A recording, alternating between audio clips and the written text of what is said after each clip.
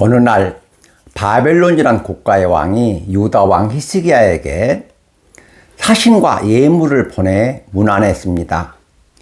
강대국의 왕이 약소국 왕에게 사신과 예물을 보냈다면 목적이 있을 텐데 유다 왕은 그것을 헤아리지 못하고 바벨론 사신에게 유다 왕국의 보물과 무기 창고를 보여주고 자랑했습니다. 적국의 사신에게 국가의 기밀에 속한 모든 것들을 보여주고 자랑한 것입니다.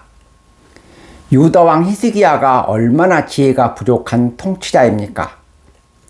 오늘은 21대 대통령 선거를 앞두고 지혜가 부족한 통치자라는 제목으로 말씀을 강론하겠습니다. 성경 이사야 39장 1절에서 8절 말씀입니다. 첫째, 유다 왕 히스기야는 지혜가 부족한 통치자였습니다. 히스기야는 유다 왕국의 왕으로 유다 왕국의 최고 통치자입니다.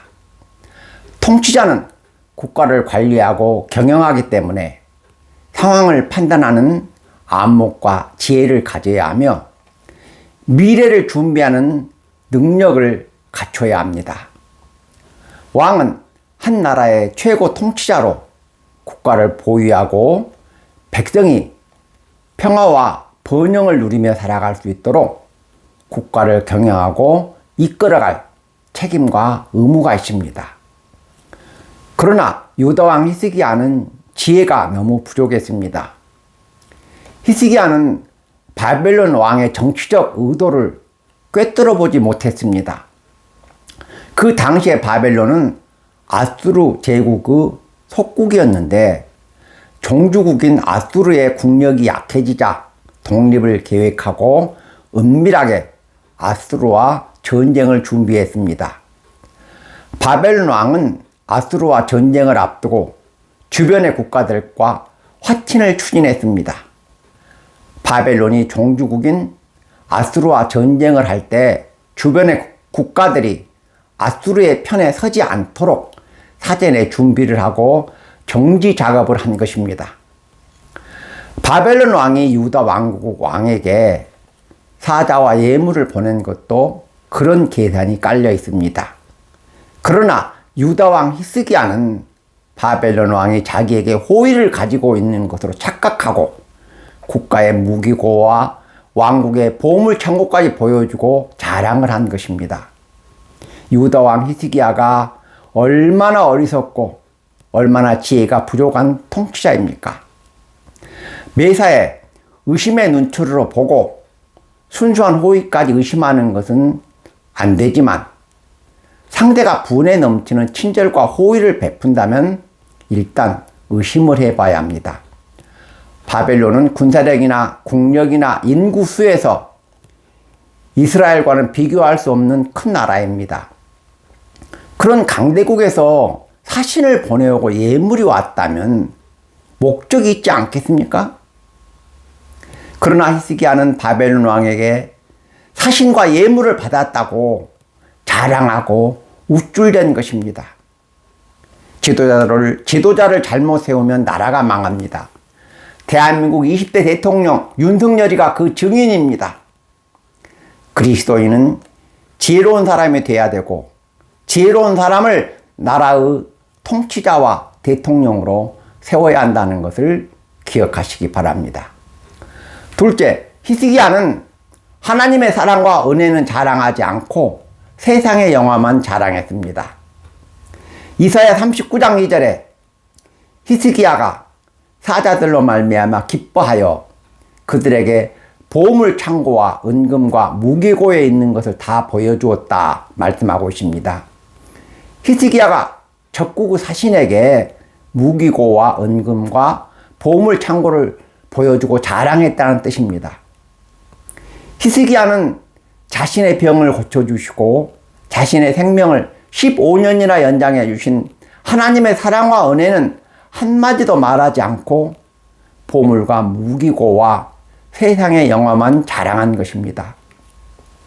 사람을 시험하는 방법이 두 가지가 있습니다. 하나는 칭찬이고 다른 하나는 비판입니다. 어리석은 인간은 상대의 칭찬과 비판에 쉽게 흥분하고 쉽게 낙심합니다. 어리석은 인간은 칭찬을 받으면 내가 칭찬받을 자격이 있는지 없는지 생각해 보지도 않고 좋아합니다. 반면에 지혜로운 사람은 쉽게 흥분하거나 쉽게 낙심하지 않습니다. 히스기야가 바벨론 사신에게 왕국의 보물과 무기 창고를 보여주고 자랑한 것은 적군에게 우리나라의 보물은 어디가 있고 우리나라의 군사력은 어느 정도라고 보여준 것과 같습니다. 바벨론 왕의 사신이 유다 왕 히스기야를 보고 속으로 얼마나 히스기야를 비웃었겠습니까? 히스기야가 죽은 후 유다 왕국은 바벨론에 멸망하고 히스기야가 바벨론 사신에게 자랑한 보물은 모두 바벨론에 빼앗겼습니다. 하나님 백성이 하나님보다 인간이나 재물이나 세속적인 것을 믿고 의지하면 그가 믿고 의지한 것에게 반드시 수치와 멸시를 당한다는 것을 명심하셔야 합니다. 그리스도인은 돈이나 권력이나 명예보다 하나님 믿고 의지하고 하나님 자랑해야 한다는 것을 기억하시기 바랍니다. 셋째, 어리석은 인간이 통치자와 대통령이 되면 나라가 망하고 민족이 망합니다. 이사야 선지자는 히스기야에게 보라, 날이 이르리니 내 집에 있는 모든 소유와 내 조상들이 오늘까지 쌓아둔 것이 모두 바벨론에 옮긴 바 되고 남을 것이 없으리라. 또 내게서 태어날 자손 중에서 몇이 사로잡혀 바벨론 왕궁의 환관이 되리라고 하나님의 심판을 선언했습니다. 그러자 히스기야는 당신이 이루신 여호와의 말씀이 좋습니다. 내 생전에는 평안과 견고함이 있으리라고 대답했습니다. 나라가 멸망하고 자손이 포로로 잡혀간다는데 내 생전에는 평안과 견고함이 있으니 좋다고 대답한 것입니다. 이게 한 나라의 왕이 할 말입니까?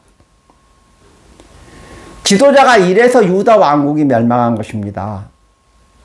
2025년 6월 3일은 대한민국 제21대 대통령 선거일입니다.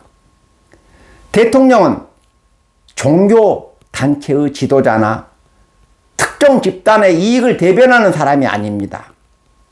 대통령은 신자와 불신자, 부자와 가난한 자, 유식한 자와 무식한 자, 선한 사람과 악한 사람 등 모든 사람을 아우르고 이끌어 갑니다.